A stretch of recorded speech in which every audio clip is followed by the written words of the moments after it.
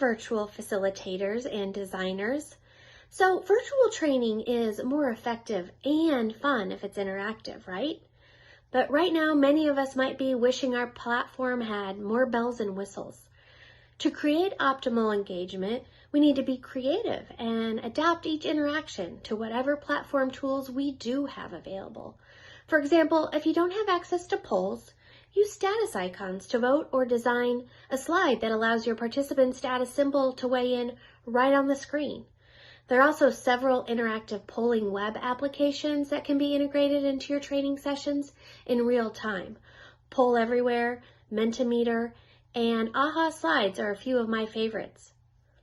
What if you don't have a backstage area to communicate with your co-facilitator or producer, or a way to prep the next interaction?